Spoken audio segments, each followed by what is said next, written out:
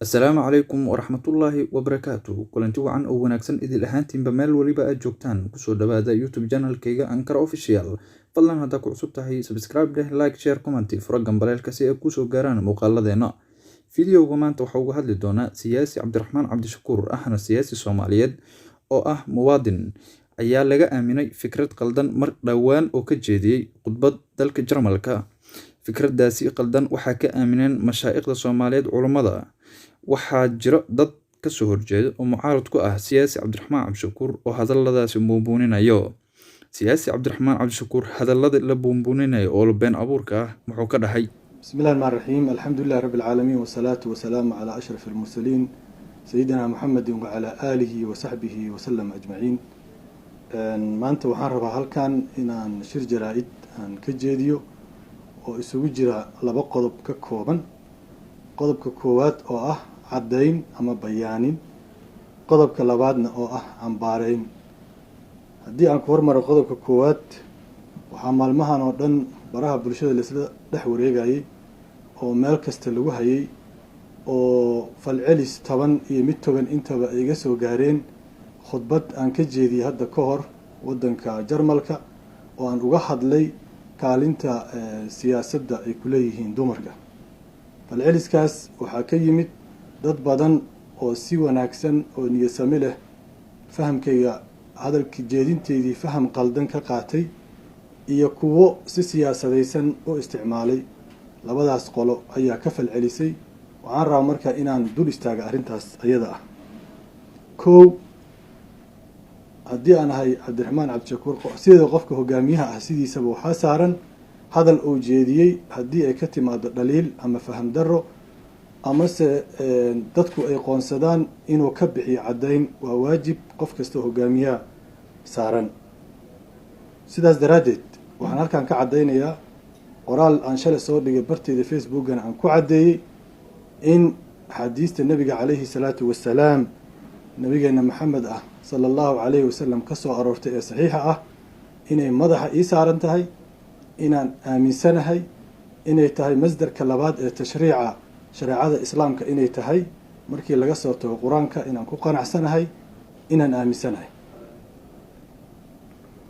labo, inuusan jirin xadiis mucayan ah oo saxiix ah ama xadiiska la isla dhex maray ee nabiga laga wariyey oo abi saciid al-khudri uu ka wariyey inaan aaminsanahay inuu yahay xadiis saxiix ah sidoo ugu soo arooray sunanta saxiixan aan u aaminsanahay yahayna xadiis saxiix ah oo aan aaminsanahay oo aanan wax dooda ama wax inkiraada ama wax murana ama wax shakiya oo iga jirin. laakiin khudbadeyda waxaan uga hadlay ay ahayd fahamka ama fasiraadda laga qaatay xadiiska oo la leeyahay dumarka caqligooda iyo diintooda ayaa nuqsaan ah.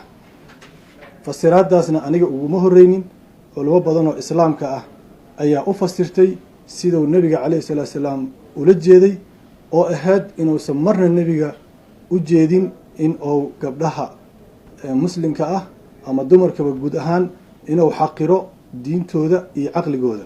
marka waxa anigu aan dhaliilayay ma ahayn jiritaanka xadiiska, ma ahayn xadiiska inuu sax yahay, waa fahamka ay ka bixiyaan culimmada qaarkeed ayagoo ku abiyuus garaynaya ama ku takrifalaya ama raba inay afjigaan hoosna u dhigaan kaalinta dumarka ay ku leeyihiin bulshada guud ahaan iyo siyaasadda.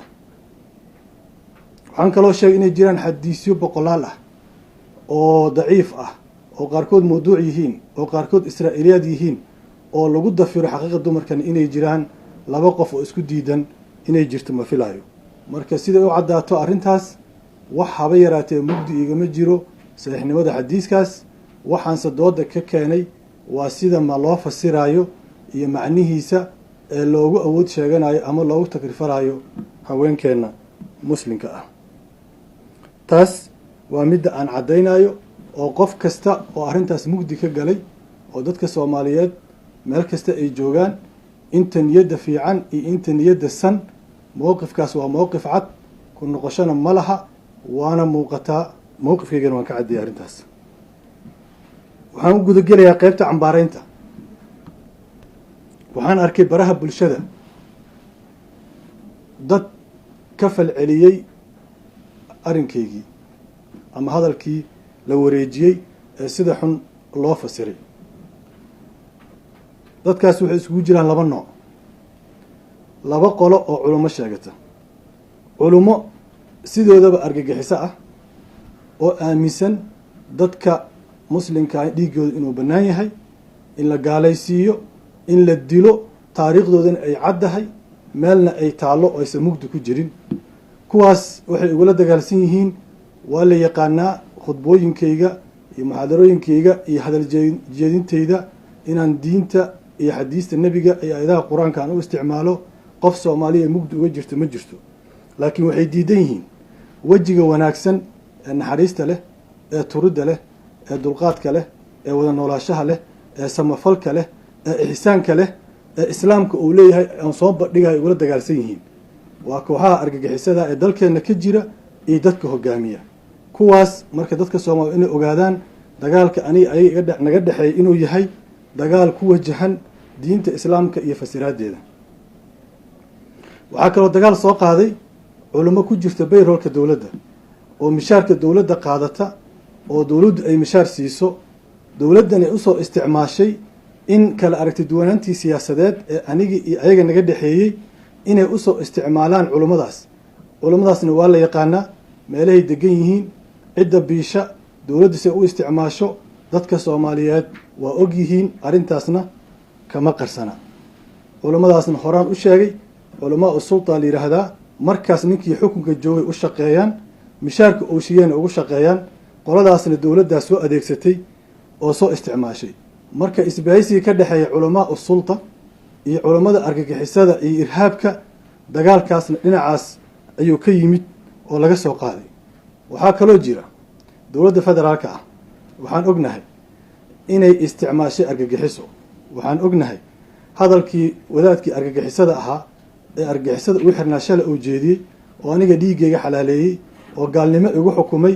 waxaan ognahay hay-adda nabad sugidda inay ka dambeysay abaabulkiisa.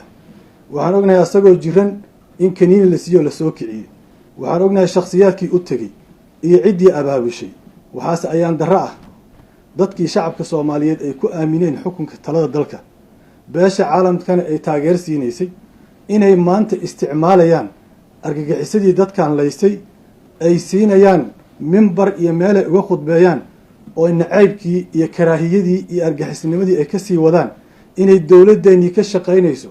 dad badan baa horey dowladda ugu tuunsanaa inay argagixisada la shaqaysato, oo ay gacan siiso, oo ay siyaasadda u isticmaasho, oo ay dad kasoo horjeeda u adeegsato. laakiin maanta dowladda waxay isku caddaysay inay argagixisadii ayada ay isticmaalayso, lacagteeda ku bixinayso, baraha bulshada howlwadeenadeeda iyo dadkii taageerayaasheeda ahayd kilibtii ninkii argagixisada ahaa wareejinayaan, oo loogu talagalay in lagu faafiyo messajkaas. oo dad badan oo ayaga kamid a taageerayaashooda oo Yurub iyo North America jooga, oo dimuqraadiyadaas iyo wanaaggaas ku nool iyo argagixiso la-aanta ah ay messajkaas faafinayaan. waan ognahay shakhsiyaadka hay-adda nabad sugidda ah ee wadaadka isku fikirka yihiin oo la yaqaano, oo dadka soomaaliyeedna u cad, iyo kuwa adeegsaday iyo kuwa isticmaalayba. waxaan la tiigsan doonaa sharciga Soomaaliya iyo sharciga caalamiga ah intaba. marka waxaan rabaa inaan mar kale ku celiyo inay dowladdeennii isticmaalayso argagixiso. dadkii dhagaysanaya waxaan ugu baaqayaa, u sheegayaa dagaalkaas igu wajahan inuu yahay dagaal ka yimid argagixiso iyo culamo u shaqeysa dowladda. anigu waxaan ahay nin ku jira tartanka siyaasadeed ee Soomaaliya, hogaamiye xisbi ah. ma ihi nin isla weyn, ma ihi nin kibir badan, ma ihi nin taladii loo soo jeediyay diidan. waxaan ahay nin diinta islaamka 25 sano ka badan barashadeeda ku jiray, ima haysa aqoon la-aan diineed. sidaasay tahayna anigu ma ihi haddii la yidhaahdo ittaqillaahu ninay qabanayso ciza, wa idaa qiila lahu ittaqillaha akhadatu lcizatu ku ilaah yiri ma ihi. ittaqillaha qof kastoo yidhaahdo oo muslim ah waan ka aqbalsanahay. ilaahay u toobakeen qofkii yidhaahda yaa ayuha aladiina aamanuu tuubuu ila llahi towbatan nasuuxana la yidhi. dadka mu'miniinta ilaahay weydiisa inay markasta tooba keenaan. nabigaa yidhi calayhi salaatu wasalaam, maalintii waxaan tooba keenaa 100 jeer ka badan ee tooba keena. wax dhibaataa iguma hayso inaan tawaaduco oo dadkayga aan usoo dego, laakiin dadkayga waa inay kala gartaan cidda aan isdiriirsannahay oo argagixisaday culamaa sultada ah iyo dowladdiioo labadii soo isticmaashay oo waddo kasta ay doonayaan inay igu caburiyaan sumcaddayda ku dilaan ay igu dhaameej gareeyaan ay dhibaato igu geystaan maraya iyo inaan kala ogaano maaragtay xaqa iyo wanaagga iyo baadilka aan kala ogaano. waxaan ugu dambeyntii sheegayaa fadwadaas oo soo saaray wadaadkaas argagixisada ah maadaama dowladda ay faasiliteed garaysay oo ayada ay fududaysay wax diidaya ma laha inay berri soo abaabusho dilkayga aniga iyadoo dhahaysana fadwada ninkaasaa lagu dilay sidii shalay dhacday oo wadaadkii suufiga ahaa kaalkacyo lagu dilay fadwo ka timid culamaa usulda ayaa wadaadkaas lagu dilay waxa dilayna shabaabay ahaayeen shabaabka iyo kuwa meesha joogana waa isla shaqeeyaan mas-uuliyadda dowladda ayadaa qaadaysa ayadaana ka mas-uula wixii dhib soo gaaraa hogaanka xisbiga wadajir iyo aniga shakhsiyan wasalaamu calaykum waraxmat ullaahi wabarakaatu.